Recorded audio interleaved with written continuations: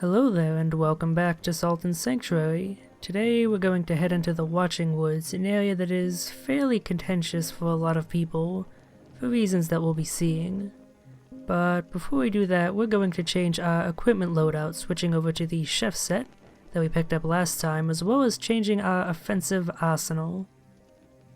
We're going to become a part-time mage today and delve into the magic that this game offers, but in order to do that, we're going to need to find a mage to do business with first. Since we have yet to come across one at any of these sanctuaries we've encountered so far, we'll have to summon one ourselves, which means returning to a sanctuary belonging to our creed so we can actually offer that stone mage we picked up. See what I mean about the stone guides being incredibly useful? This is a good example. We also have a stone leader that we could offer, but since we're limited to 4 idols per sanctuary, we'll hold off on that for now. We'll see what that's about later. So let's get down to wizarding. Naturally, before we can cast spells, we need an implement from which we can cast them, which means either a staff or a wand. We'll be utilizing both to see the differences between them, as they are quite different in how they function, aside from the same general purpose of casting magic. Okay, so I mentioned that you need a casting implement to cast magic. That's not quite true. You need it to cast spells, but there's another type of magic, incantations, that can be cast without an implement. Much like prayers, they can be equipped to their own slots below the item slots in the equip screen, and are used like items. They're pretty much there for more weapon-focused builds that still want to dabble in a little bit of magic. They're mostly support spells, but there are a few offensive ones as well. We'll be seeing them a bit later, but for now we're focusing on the real deal spell slinging. Of course, in order to do that, we're going to have to progress further along the tree of skill, this time in the magic direction, which is in the bottom left corner, and unfortunately does not have much crossover with any of the other directions. It technically connects with the dex-focused portion in the upper left, but only just barely and very far in that tree. That, plus the fact that magic itself requires a bit more investment than most other build types, means generally speaking you're going to want to go pure mage or not at all. And if you are making some sort of magic something else hybrid, you're going to want to stop early on at the first or second tier of magic spells. Conveniently, that's where the most useful support spells for non-magic focused builds are. But yeah, you need to invest pearls in both the ability to cast magic as well as wield the implements to use them, so it's a high cost, and now we're bereft of pretty much all of our salt. Although that does let me show off another cool little detail I haven't explicitly mentioned before. You see that little bar in the bottom left corner of the screen, right below the salt? That shows how close you are to your next level up. When it's filled, that means you have enough salt to get at least one other level. Unfortunately, it doesn't show any beyond that, so you may be able to pick up one level or multiple. You can't really tell just from that indicator. So, as you can see, our 2 loadouts, one with the staff and one with the wand, are quite different. The quickest way to explain matters is to liken staves to bows, and wands to crossbows, or what we've actually used, guns. Staves are wielded in both hands, but have 2 spells that you can have at the ready at any time. Wands are wielded in the offhand, and so only have 1 spell that can be casted at any time, but can be wielded along with an actual weapon like a sword. And in both cases they take up the tertiary slot, which means no charms for you. To be a proper mage, we've also done a little bit of other gear changing, equipping the Conduit of the Mind so that we have a larger focus bar with which to cast spells. Additionally, we're wielding light enough armor that we have the fastest roll in the game when we're wielding a stave. Your current equip load is actually calculated separately for each weapon loadout that you have, so that way you're not burdened down by what's in your other loadout. When we're using the wand and sword, on the other hand, that loadout is heavy enough to put us in the second highest tier from 25 to 50 total equip load. But that's enough discussion of the nitty-gritty of gear loadouts. For now, let's make a little bit more progress back behind the Queen of Smiles. In this dark cave, we meet our second actual NPC, or third rather, counting the old man. He doesn't have too much to say, he simply wants his bag of earth that he has lost. We'll have to keep that in mind. This is a side quest of sorts, one of the few that are in the game, and it's one that we can't actually do until much later in the game. The bag of earth is located in a very distant area. So we could head beyond him into that portion of the Watching Woods, but we're gonna continue to descend down into this dark cavern here and see where it leads. We are rewarded immediately with a new weapon, which we'll check out later, and then the opposite of rewarded with this bloated monstrosity here. We'll see if we can't circumvent him. He looks dangerous. Heading deep down into the darkness, we come into this inexplicably well-lit area with a rather unique tree in the background. You'll notice that it looks somewhat similar to the depiction of the Tree of Skill, and in front of it is another new NPC, one who performs a number of unique functions. She also gives some interesting lore, saying that she was summoned by the Song of Souls written in candlelight by the drowning Saltborn. Drowning is a word that will be used quite often to describe the inhabitants of this island. Something to keep in mind. It's one of the few bits of lore in this game that's actually somewhat interesting, in my opinion. So, getting back to the various services that she offers, she sells her armor set, a set of class 3 light armor, pretty good but we can't use it at the moment, so we're not going to purchase it. And she can also cleanse corruption and forgive any sin that we've accumulated. As we have yet to accumulate any corruption or sin, we can't really use those services, but she'll be useful if we ever do. Unfortunately, this room here is a dead end, so we're going to have to go backwards and deal with that giant monstrosity. Oh hey, those guys over there on the left look like they're having a fun time. We'll see if we can't get to them at some point. But for now, we're gonna have to deal with that fat boy. As you would expect of such a chuffy individual, he's damaging but pretty slow. And if you have range attacks, you can just kind of cheese him from afar. His only especially dangerous attack would be that charge, which comes out surprisingly quick and can be somewhat difficult to roll through. If you happen to have a good shield, like the Toothless Shield, you can just block it and be fine. It doesn't do all that much stamina damage. But as you can see, to a mage, he's not really all that threatening of a customer. The treasure that he guards, though, is incredibly valuable. It is a charm, so we're not going to be able to use it yet, but it is an incredibly good charm, one that you'll likely be using for much of the game, if it applies to you. What the Pale Charm does is increases the reach of your weapon. As you can imagine, this is incredibly useful with the shorter ranged weapons like swords or axes. So here we come out into the Watching Woods proper, and I'm just going to pause for a second here and ask you to examine the environment, see if you can't notice anything that's a bit off here. Can't see it? Well, I just showed it off for you.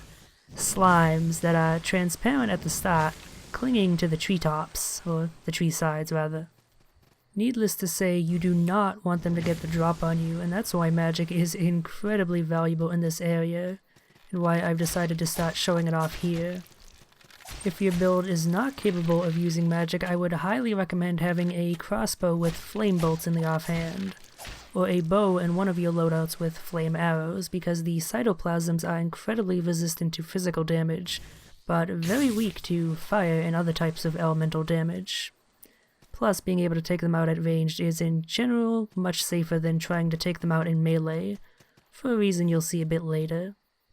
The cytoplasms, by the way, are an excellent enemy to farm because they drop a variety of lower tier upgrade materials. Locks of hair, charred dolls, silver leaves, all very useful with the upgrading of weapons and armor. Oh yeah, I mentioned before that this area is a little bit divisive. That right there is one reason why. Platforming leading to insta-death in a few instances if you make a mistake. Anyway, here we come to a new area, the Sunken Keep, with an elevator up above us that we cannot currently access, leading below. It's worth noting that you can actually drop below there and survive, even though the game does not indicate that fact. As long as you have full health, it won't do enough damage to kill you. I wouldn't recommend it, and you'll see why next episode, why it's a bad idea to drop down there at that moment. For now, we'll continue to explore the Watching Woods. So, there's a little bit of an odd interplay of mechanics here that I'm going to show off. So I mentioned before that the various Equiplo tiers affect both your roll speed and general movement speed. Because your movement speed is affected by these Equiplo tiers, so too is the momentum you gain while in the air from jumping. And what this shakes out to mean is the fact that at different Equiplo tiers you can and can't make some jumps in the game. At the lowest Equiplo tier in the second highest, 0 to 25 and 25 to 50, you can make this jump here and actually skip a good section of this area. At the higher two Equiplo tiers, however, you cannot get enough air distance to actually make the jump, and that's what I was showing off. Note that even in a platforming heavy area like this, that rarely actually means anything. That's one of the few spots in the entire game where it does, and that's why I wanted to show it off. I love magic so much. So useful for dealing with annoying aerial enemies like those bats. Also incredibly useful for dealing with these annoying bastards that we've encountered a few times by now, the Vilehawks. If they can, they will just stay at ranged and pelt you with arrows, and it's nice to be able to respond in kind. So, something I kind of glossed over there for a second, getting dropped on by a slime. They can latch onto you either by that, or after they've jumped down from their perch by jumping onto you. In fact, it's the only attack that they have. And it's an annoying one because it is entirely uninterruptible. If you try and attack them to stop it, unless you kill them, they will still manage to latch onto you and poison you. Fortunately, the devs did give you a bit of an out. If you mash the attack button after being grabbed by a slime, you'll break out of them early, suffering less poison damage and killing the slime, although you cannot get any of their salt or drops if you kill them in this manner. I made a little bit of a shout out to Highwang's or only LP of this game that's still currently ongoing. I do recommend checking out the video that he covered the Watching Woods in, if only to see just how different this area is when you don't have a good way of attacking ranged enemies, or enemies that are in the air. Spoiler, it's a lot less fun. Oh, and yes, we picked up another charm there, the Pale Charm. That one is one of the other best charms in the game along with the Mossy Charm, that one increasing the speed at which weapons attack as opposed to the reach of the weapon. Needless to say, it is incredibly good when paired with a shitfucker like the Claymore. Perhaps I'll show that off in the future. For now, let's try out this new armor set here, which is a set of Class 1 light armor, and it's a pretty good armor set indeed. It looks very good, especially if you're being a mage, and it has pretty damn good resistances, especially to lightning and fire. Keep that in mind that they gave you an armor set that has especially good lightning and fire resistance. It'll be relevant towards the end of the video. So you may recognize this area here, if only for that fun little club trap. This, if we were to head further to the left, would lead back into the Village of Smiles. This is one of the other ways that you can enter the Watching Woods and come from top down as opposed to down up. So, something you probably noticed is that when I cast spells, I tend to try and use the stave, even when the spell I'm using is the lightning spell that I can just cast with the wand. And that's because staves are just out and out better than wands, because they do significantly more damage. Comparing damage numbers here, I would say that the wand is roughly a third weaker than the stave, and when you have a limited spell cast because they consume focus and thus max stamina, making the most out of your damage with spellcast is pretty key. Also another little bullshit secret here that you just kind of have to know about, or happen upon by pure chance, or be informed by a player message, and it gives you one of the other early available stone mages. If you don't get this or the other secret one earlier, you won't encounter a stone mage until the next area of the game. They really kind of expect you to know what's what if you want to do a pure mage playthrough. And that's why if you want to see a little bit of suffering, I'd recommend checking out Udis1988's blind playthrough of the game, where he tried to start as a mage and suffered for quite some time due to the lack of spells, since they're all hidden behind secrets.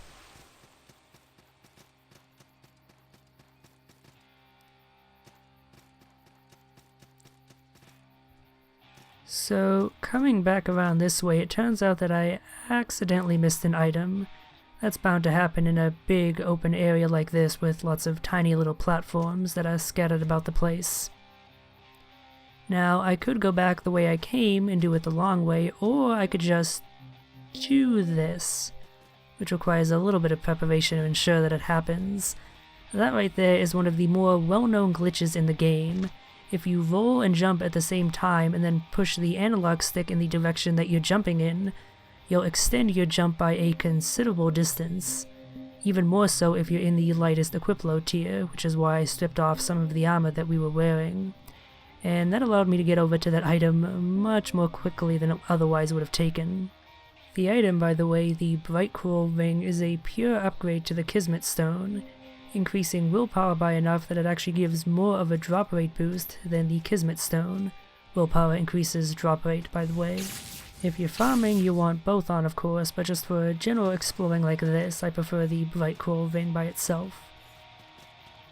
Alright, since we've used magic quite a bit, you'll notice that our maximum stamina and especially our focus bar have been greatly reduced.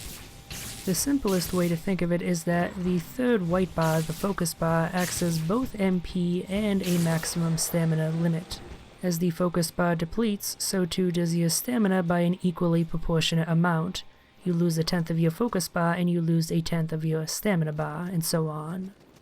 The focus bar itself is depleted minorly by any action that consumes stamina, attacking, rolling, blocking, and majorly by casting spells. That's the major limit that spellcasting has in this game.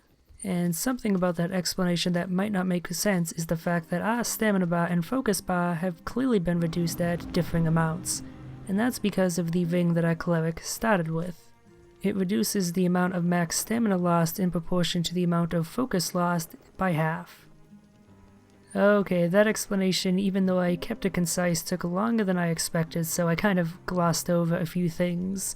A little bit of a secret on the roof of this sanctuary, a fight with that bloated monstrosity, and of course this new sanctuary itself, which is home to another new creed, the Woods Wraiths.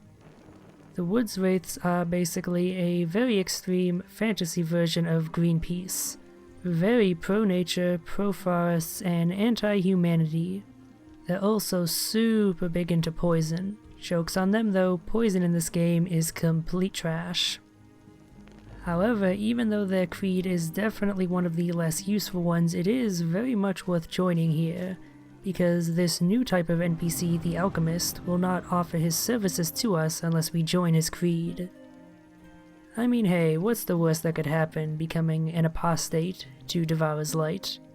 Certainly can't be that bad, right? So, for joining the creed, we received a new creed icon so that we can claim unclaimed sanctuaries for our new creed. And now that we're a fellow tree hugger, the Alchemist is perfectly happy to do business with us. Alchemy is definitely one of the more interesting mechanics that the game has. I'll discuss it in greater detail later, but essentially you can transmute weapons and armor into better versions of themselves, higher tiered versions, with upgrade materials, such as the silver leaves that we've been picking up from the cytoplasms. That lucky drop of the Saltless's Ashes, by the way, that we got last time, very good for mages if you started with the Amber Idol, a significant staff upgrade early on. Otherwise, if you just want to completely cheese the game, use your Amber Idol and the Sodden Knight's Ashes to turn your Claymore into the Shrouded Bulwark, which is straight up one of the most powerful weapons in the game, and will just completely cleave the difficulty curve in half for a good while. So, before we finish our exploration of the Watching Woods and fight the boss here, let's check out that armor set that we picked up. This is a set of Class 1 heavy armor, and it provides significantly boosted strike and slash defense as compared to our Crimson set, and notably roughly equivalent fire and lightning defense. I probably don't need to state this directly, but there's a reason the developers give you 2 armor sets with significant lightning and fire defense in this area. As for the leather set itself, it looks cool, but it weighs us down so much that we're just gonna switch over back to the Crimson set, at least for the rest of the video. The upcoming boss is one where you would prefer to be as mobile as possible. So let's get going then. Now, we could skip past this bloated monstrosity here, but since I kind of cheesed the previous ones with magic, let's engage this one in melee and see how that goes.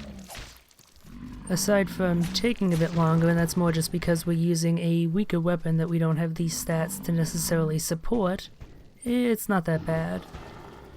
As long as you can roll through his charge attack, you're pretty much fine. The only other thing you want to watch out for is the poison cloud that he spews. That poisons you very quickly, and the poison effect that it procs if it fills up the meter is very damaging, much more so than the cytoplasms. But anyway, here is the boss fight. You'll notice that this is the first candelabra that has lit candles. That is actually an asynchronous feature showing the recent amount of victories versus him, lit candles representing the victories. As you can see, not too many were lit, and that's because this guy's a little bit of a toughie, and another one of the major reasons that this area is fairly divisive. The interesting thing about the Mad Alchemist here is that he has no direct attacks. Instead, he spawns other things that then go on to attack you. Lightning balls, fireballs, clouds of poison that spawn cytoplasms, and clouds of shadows that throw scythes at you. What this means is that the fight plays out quite a bit differently compared to preceding ones. It's more about managing a lot of chaos, keeping in mind all of the projectiles so that you can dodge them, making sure to keep the cytoplasm numbers down since there's really not a limit to how many he can spawn, and making sure to get in hits on him where you can, so you can actually kill him and end the fight. Now the reason this fight tends to be divisive is the fact that there's also the element of luck in the fight. If the Mad Alchemist, especially when he gets down into his second phase and starts behaving more aggressively, decides to use the scythe spawning attack more than anything, you're kind of screwed, especially if you don't have a reasonable source of range damage. But even if it's not the most well-designed fight, it is one that I enjoy, if only because of how differently it plays out compared to so many other boss fights in the game. At any rate, for beating the boss, we get the usual rewards, some sort of boss item, in this case another ear, a black pearl, and then a key with which we can progress through the game a little bit more. If we had tried to go beyond the sanctuary, we would have found a locked door, so this boss is kind of mandatory. I say kind of because it isn't actually, and we'll see why that is later. But that's enough for now, I think, so stay salty, friendos.